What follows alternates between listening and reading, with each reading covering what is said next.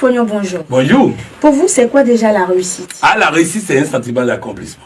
C'est quand on s'est fixé un objectif et on est en train d'aller vers l'objectif. Donc, il y a des étapes de réussite tout au long de l'objectif. Je voulais vous dire ceci. Il ne sert à rien de devenir milliardaire et de perdre 1000 francs par jour. Vous allez maigrir. Malgré que vous aurez beaucoup d'argent, vous allez maigrir. Mais si vous n'êtes pas milliardaire, mais vous avez 1000 francs de plus chaque jour, vous allez être heureux et vous allez réussir. Donc la réussite, c'est ce sentiment. C'est juste un sentiment d'accomplissement. On est content de ce qu'on réalise. On est content de ce qu'on fait. Fermer les oreilles, c'est au sens propre.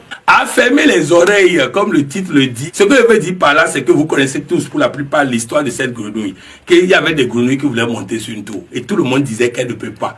Et une seule grenouille a pu arriver au sommet. On a cherché à savoir pourquoi. Elle n'entendait pas quand les gens disaient qu'elle ne peut pas. Elle n'entendait pas quand les gens disaient qu'elle ne peut pas. Donc, il a fallu qu'elle n'entende pas. Et donc, comme moi, il y a des oreilles qui entendent, il va falloir que quand on me dit tu ne peux pas, quand on me dit tu es bête, quand on me dit tu es idiot, quand on me dit tu es inintelligent, quand on me dit que tu es malade, quand on me dit que ceci, je n'entends pas. Vous savez, il y a une histoire d'un monsieur qui est rentré de service, qui a appelé son gardien. Souleymane, il dit oui patron.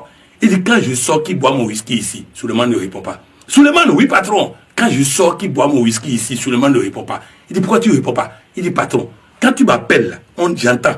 Mais la question là, ici, là, on n'entend pas. Il dit comment? Il dit bon, patron, si c'est faux là, il faut venir ici. Et je vais aller en haut. Vous allez voir qu'on n'entend pas la question. Alors il retourne en haut. Et il dit patron, il dit Souleymane. Il dit quand madame sort là, qui amène une femme ici? Il dit, effectivement, ici, là, on n'entend pas la question.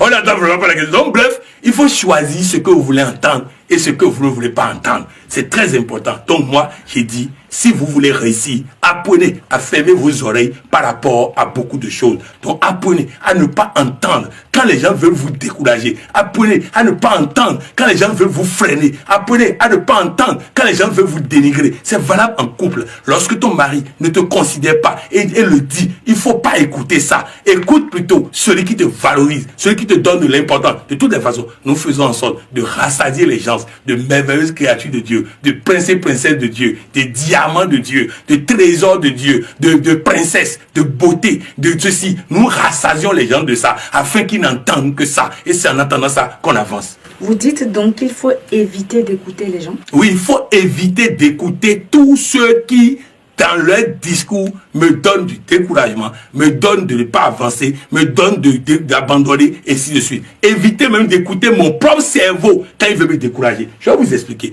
Et quand vous prenez Barack Obama, lorsqu'il a décidé d'être président des États-Unis d'Amérique, son coach, David Alceron, lui a dit, Barack, ton cerveau va répéter tout le temps que tu ne peux pas être président des États-Unis d'Amérique. Il va dire ça tout le temps. Nous devons le neutraliser. Voilà de quoi il s'agit. Apprenez à neutraliser les mauvais sons, les mauvais ingrédients, les virus qui viennent à travers la parole en faisant ce qu'on appelle le karaté du cerveau. Cependant, coach Pognon, vous nous avez appris à prendre l'avis de tout le monde avant de prendre une décision. Que devons-nous faire? Très bien. Prendre l'avis.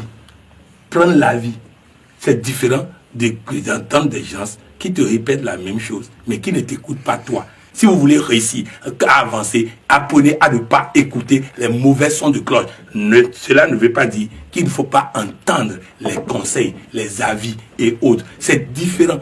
Quelqu'un qui te conseille, même qui te critique, tu peux transformer ça en énergie. Mais attention, n'écoute pas à répétition. Ferme tes oreilles à celui qui répète tout le temps la même chose. Parce que il est plus facile de critiquer les autres que de se critiquer. Jésus a dit, avant de demander à l'autre d'enlever la paille qui est dans ses yeux, enlevons la poudre qui est dans nos yeux à nous. Mark Twain a dit, il ne savait pas que c'était impossible, alors il l'a fait.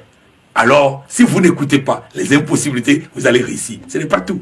L'apôtre Paul a dit, c'est parce qu'on a dit de ne pas pécher que j'ai connu le péché. Et donc que j'ai été tenté par le péché. Écoutez-moi bien, n'écoutez pas les hommes de Dieu qui passent toute la journée à vous parler de péché. En parlant de péché, ils sont en train d'habituer votre cerveau au péché. Et donc, de vous donner la tentation par rapport au péché. Donc, évitez ces personnes qui parlent de choses qui vont vous faire du mal. Protégez votre cerveau. Et surtout, faites preuve de karaté du cerveau. Quand il dit quelque chose qui est négatif, utilisez la phrase positive pour neutraliser ça. Nos parents, parfois, il y en a de négatifs dedans. Il faut les fuir. Il faut les éviter pour pouvoir réussir. Vous n'écoutez-vous donc pas les on-dit? Ah non, j'ai demandé à mes collaborateurs que chaque fois que quelqu'un leur parle de moi, s'ils peuvent régler, ils n'ont qu'à régler. S'ils ne peuvent pas régler, qu'ils demandent à la personne d'aller s'adresser à moi directement. Je suis accessible, j'ai un numéro. Donc qu'on ne parle plus de moi derrière moi, qu'on m'écrive moi-même directement. Sinon, l'intention n'est pas bonne. Voilà ce que j'ai demandé à mes collaborateurs.